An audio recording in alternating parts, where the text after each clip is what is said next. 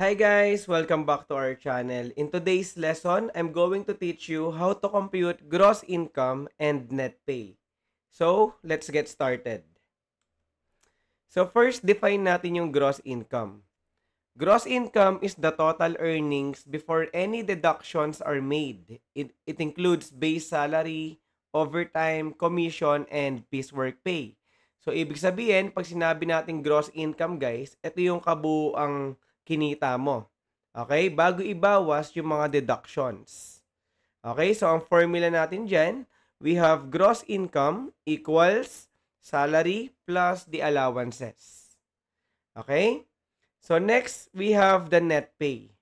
Net pay is also called take-home pay. This is the amount left after deductions are subtracted from gross pay. So dito guys, yung mga deductions is nabawas na doon sa ating total earnings. Ang tawag sa kanya is net pay. Okay? So ang formula natin dito, we have net pay equals your gross income minus the total deductions. Okay? So, ano ba yung mga deductions? So, pag sinabi nating deductions, these are the amounts subtracted from gross pay by law or agreement.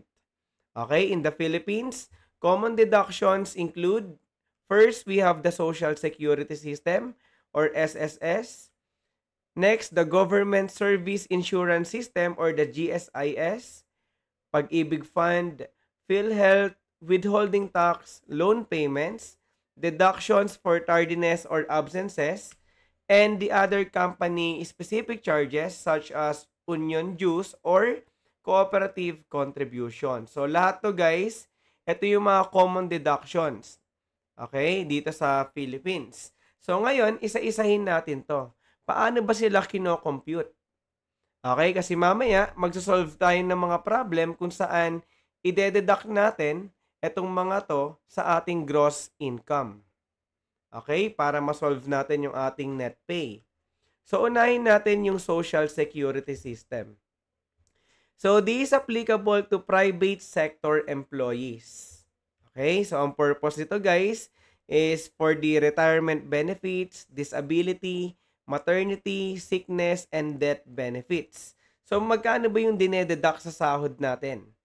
So, ang rate nito guys is 5% of the monthly salary. Ito yung share ni employee. Okay? So, usually, ang maximum nito is 1,350. So, ang SSS naman guys is nakadepende yan sa sahod mo. No? So, syempre, pagka maliit lang ang iyong monthly salary, mas maliit lang yung iyong share. Okay? So, next is the Government Service Insurance System or the GSIS. Ito naman guys is applicable to all government employees. Okay? So, similar siya kay SSS. So, ang purpose nito is life insurance, retirement benefits, disability, and survivorship benefits. Okay? So, magkano ba yung kinakaltas ng GSIS sa ating monthly salary? That is 9% of monthly salary rounded to the nearest peso. Ito yung share ni employee. Okay, so mas mataas ng konti si GSIS kesa sa SSS. Okay? So next is the Pag-ibig Fund. Si Pag-ibig naman is applicable to all employees. Unlike kay SSS na for private sector, si GSIS naman for all government employees, si Pag-ibig is for all employees, no? Mapa-private or public. So, ang purpose nito is the housing loans, savings, and calamity loans. So, ito yung mga benefits niya. Okay? So, ang rate nito is 2% of your monthly salary, cap at 200 pesos. Pag sinabi natin cap at 200 pesos, kung lumagpas yung 2% sa 200, ang ima-minus lang sa salary mo is yung 200 pesos. Okay? Next is the PhilHealth. PhilHealth guys is applicable to all employees. Okay, ang purpose naman nito is healthcare benefits and hospitalization coverage. So usually ito yung mina-minus sa bills natin, no, sa hospital. Okay, so magkano ba yung kinakaltas nito sa ating salary? So based dito, we have 5% of salary, but Shared naman to guys by the employee and the employer. So tag 2.5%. Okay? So ang PhilHealth naman is cap based on 100,000 ceiling. Naintindihan? So next, let's proceed to withholding tax o yung sa BIR. So applicable to guys to all employees. So ang purpose nito is the income tax. So it was collected in advance by the employer. So mina-minus na to kagad guys, no, sa ating gross income.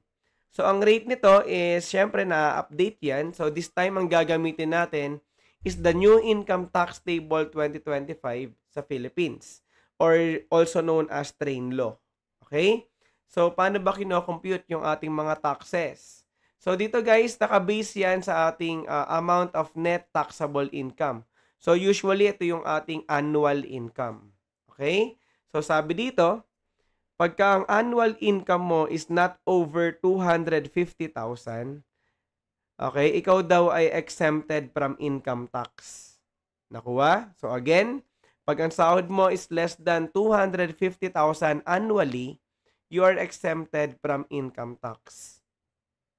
So next, pag ang salary mo naman or your annual salary range from 250,000 to 400,000, ang rate mo is 15% of the excess over 250,000. Okay? So, yung lalagpas lang ng 250,000 ang i-compute natin, no? Ang gagamitin nyo. So, i-multiply nyo yan by 15%. Okay? So, anyway, mamaya tuturuan ko kayo kung paano ba mag-compute ng withholding tax. Next, if your salary is range from 400,000 to 800,000, ang rate mo naman is 22,500 plus 20% of the excess over 400,000. Okay? Then 800,000 to 2 million. Ang rate mo naman is 102,500 pesos plus 25% of the excess over 800,000. Okay? Kung ang salary mo naman 2 million to 8 million, ang rate mo is 402,500 plus 30% of the excess over 2 million. Okay? Then, if your annual salary is over 8 million pesos, ang rate mo is 2,202,500 plus 35% of the excess over 8 million. So, dito guys, as you notice, habang lumalaki yung iyong annual salary, yung tax natin, okay, is tumataas din. Nakuha? So again, this is based on BIR 2025 or also known as train law. So ngayon, bukod dito, meron din mga other deductions na mina-minus sa ating gross income, no? So this is either optional or conditional. These deductions depend on agreements between the employee and employer. So syempre, unang-una dyan is yung ating mga loans. Okay, mina-minus din yan guys sa ating monthly salary. Okay, pwede rin yung mga cash advances, insurance premiums, union dues, deductions for absences or tardiness, dinededuct din yan sa ating gross income. Okay? So, naintindihan ba yung mga deductions, guys? So, now, let's proceed to our problem number 1. So, try nating mag-solve ng gross income at saka net pay. Okay? So, problem 1. Hazel works in a factory and earns 550 pesos per day. She worked 22 days this month. What is Hazel's gross income for the month? Considering her deductions for SSS, PhilHealth, Pag-ibig, and tax, compute her net pay for the month. Okay? So, dito guys, pag magsasolve kayo ng net pay, ang suggestion ko is gumamit kayo ng table. Okay, para naka-organize yung ating gross income at saka yung mga deductions. Mas madali natin nakikita. Okay? So, first solve natin yung gross income ni Hazel. So, based on the problem, Hazel earns 550 pesos per day and she worked 22 days. So, ibig sabihin, to solve for her gross income, just multiply 550 pesos by 22 days. Tama? And then, 550 times 22. So, ang gross income ni Hazel is 12,100 pesos. Okay, so after nyo makompute yung gross income, yung mga deductions naman. Unahin natin yung SSS. So, nabanggit ko kanina, si SSS is, ang rate niya is 5% of your monthly salary. Tama? So, ibig sabihin, multiply lang natin si 12,100 by 5%. Okay? So, convert natin to decimal. Ang 5% is equivalent to 0.05. Okay? So, 12,100 times 0.05. Ang SSS deduction natin is 605 pesos. Okay? Next is the PhilHealth. Si PhilHealth naman is 5% din. Yun nga lang, nabanggit ko kanina na hati si employee at saka si employer sa 5%. So, this time, ang gagamitin natin is 2.5%. Okay? So, 12,100 pesos times 2.5%. So, that yung 2.5% equivalent to kay 0.025. Okay? So, times 12.1. So, ang sagot natin dito, 302.50 centavos. Okay? Next is the Pag-ibig. So, kay Pag-ibig guys, medyo madali ito, no? Lalo na if your salary is more than 5,000 pesos. Automatic yan, marireach mo kagad guys yung maximum of 200 pesos deduction. Okay, so since ang salary ni Hazel is 12,100, which is greater than sa 5,000, so automatic yan 200 pesos. Okay? Next is the withholding tax. So, dito guys, si withholding tax, based on train law ito. Okay? So, kung ang monthly salary ni Hazel is 12,100, kunin natin yung kanyang annual salary. So, paano natin makukuha yung annual salary niya? So, multiply nyo yung 12,100 o yung 12,100 by 12. Okay? So, ang sagot dyan is 145,200. So, kung natatandaan nyo, nabanggit ko kanina, sa train law, pagka ang annual salary mo is less than 250,000, you are exempted sa withholding tax. Tama? So, ibig sabihin, ang amount natin dito is 0 pesos. Okay? So, ngayon, solve natin yung total deductions. So, ang gagawin nyo lang, kukunin nyo yung sum ni 2 to 5, no? Yung SSS, PhilHealth, Pag-ibig, withholding tax. Total natin yan, 605 plus 302.50 plus 200. So, ang total deductions natin is 1,107.50 centavos. Okay? So, ngayon, pwede na nating masolve yung kanyang net pay for the month. Tama? So, ang formula natin dito, yung gross income, ima-minus na natin yung deductions. Tama? So, that is 12,100 minus 1,107.50. So, ang net pay ni Hazel is 10,992 pesos, 0.50 centavos. Okay, nakuha ba, guys, kung paano mag-solve ng gross income tsaka net pay? So, let's proceed to problem number 2. Jeff earns 75 pesos per hour. He worked 160 regular hours and 10 overtime hours. What is Jeff's total gross income including OT? And compute his net pay. Okay, so para makapag-solve tayo ulit ng maayos guys, again, gagamit tayo ng table. So, analyze natin yung problem. So, sabi dito, si Jeff is may regular pay na 75 pesos per hour. Tama? So, he worked 160 regular hours and 10 overtime. So, paano natin i-compute yung kanyang gross income? So, magsimula muna tayo dun sa regular hours, no? Yung kanyang regular pay. So, kung si Jeff is nag-earn ng 75 pesos per hour, so, imumultiply natin yan by 160. Tama? Para makompute natin yung kanyang regular pay. So, 75 times 160, that is 12,000 pesos. Okay? And bukod dyan, meron siyang 10 overtime hours. Tama? So, makocompute natin yung overtime pay niya. So, paano yon? So, yung 75 pesos per hour ni Jeff is meron siyang increase, no? Sabi dito, 125% rate. Ibig sabihin, tataas tayo ng 25% doon sa 75 pesos. So, paano gagawin yon? So, ang gawin nyo lang, 75 pesos times 10. Yung 10, ito yung 10 hours overtime. Okay? Times 1.25. Ito yung rate, guys, no? Yung 125%. So, compute natin yan. 75 times 10 times 1.25, that is 937.50. Okay? So, next, pwede na natin ngayon masolve yung kanyang gross income.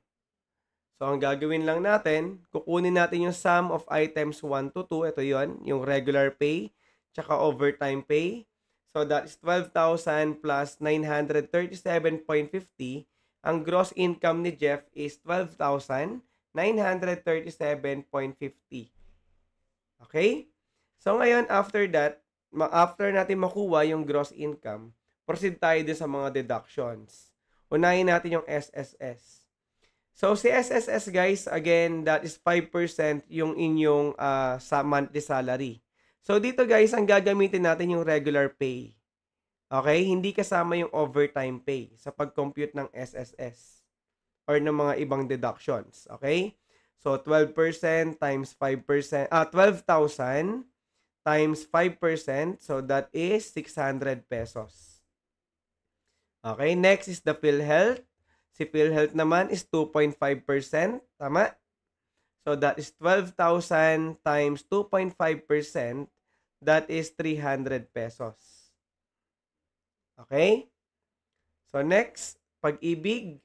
So, since yung salary natin is more than 5,000, so again, maximum of 200 pesos to, ang amount ng Pag-ibig natin is 200 pesos. Okay? Next, the withholding tax.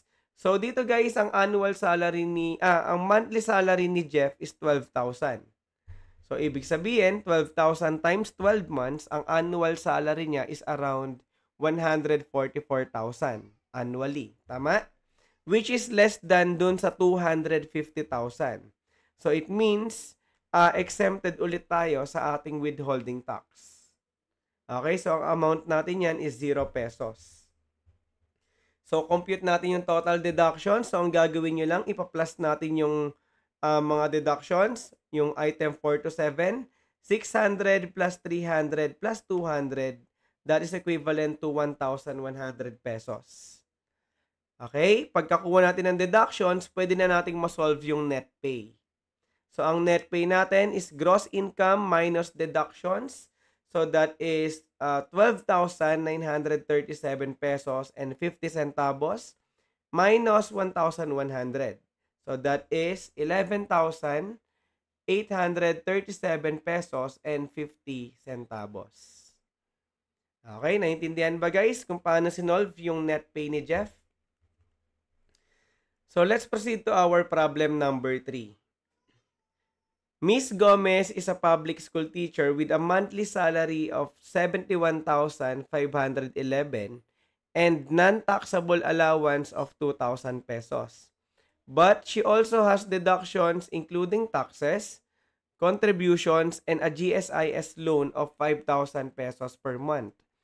So, ang problem natin, find her net pay. Okay? So, again, gagamit tayo ng table.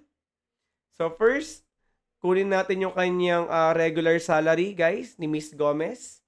So, given naman yan, and that is 71,511. Ito yung kanyang monthly salary. Okay? Next, bukod dito, meron siyang non-taxable allowance na 2,000 pesos. Given din yon. So, ngayon, pwede na natin makompute yung kanyang gross income. Tama? Ang gagawin lang natin, i-add natin yung regular salary at saka allowance. So, ang gross income ni Miss Gomez is 73,511. Okay? So, ngayon, proceed tayo dun sa mga deductions. So, since public school teacher, si Miss Gomez, hindi SSS ang gagamitin natin ngayon. Ang gagamitin natin is the GSIS. Okay? Kung natandaan niyo yung sinabi ko kanina, ang GSIS is 9% of your monthly salary.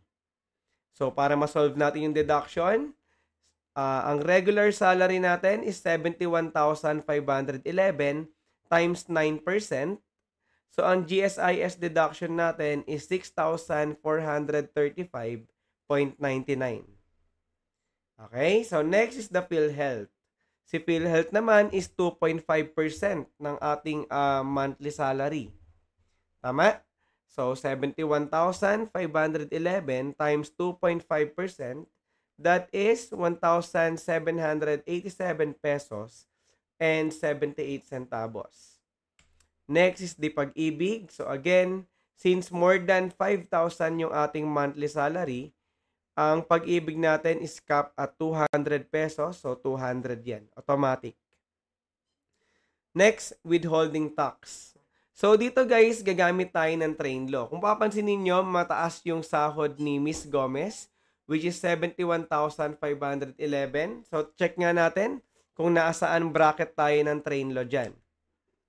So, first, solve natin yung kanyang annual salary.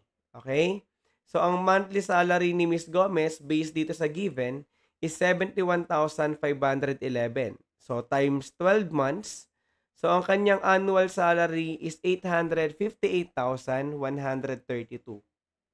Okay? So, based on the train law, yung income niya is between 800,000 to 2 million. Tama? So, ang tax natin doon is 102,500 plus 25% of the excess over 800,000. Okay? So, first, computation tayo. Kunin natin yung excess over 800,000. So, ang annual salary niya is 858,132 minus 800,000. So, ang excess is 58,132. Tama?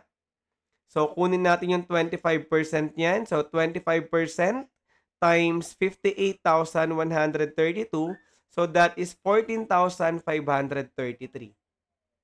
Okay? So, next, yung na-solve natin dito, o yung na-compute natin, ipa-plus natin doon sa 102,500. Okay? Doon sa base tax. So, 102,500 plus 14,533, ang total annual tax ni Miss Gomez is 117,033 pesos. Tama? So, ngayon, compute natin yung kanyang monthly tax. Ang gagawin nyo lang, yung annual tax natin, i-divide natin yan in 12 months. So, 117,033 pesos divided by 12. So, that is 9,752 pesos and 75 centavos. Ito yung kanyang monthly tax. Okay? Based on train law. So, lagay na natin sa table. Ito na. So, ngayon, pwede na nating isolve yung kanyang total deductions. However, bukod dito sa mga deductions natin, meron pa siyang loan. Okay? Based sa problem. GSIS loan of 5,000 pesos per month. So, i-add natin siya dito. Okay? GSIS loan, given yan, and that is 5,000 pesos. Okay? So, ang total deductions ni Miss Gomez, sum of items 4 to 8, itong 5, plus natin yan. So, ang total niyan is 23,176 pesos and 52 centavos. Okay, after natin makuha yung total deductions, pwede na nating masolve yung net pay. Tama? So, ang net pay natin is gross income minus deductions. So, solve natin. 73,511 yung gross income minus the total deductions, 23,176.52. So, ang net pay ni Miss Gomez is 50,334 pesos and 48 centavos. Okay? So, naintindihan ba guys kung paano mag-solve ng net pay? So, that's it for our lesson for today. I hope you understood how to compute gross income and net pay. So, if you have any questions or clarifications, just drop a comment below. So, thank you guys for watching. This is Prof. D. See you in the next one. Bye!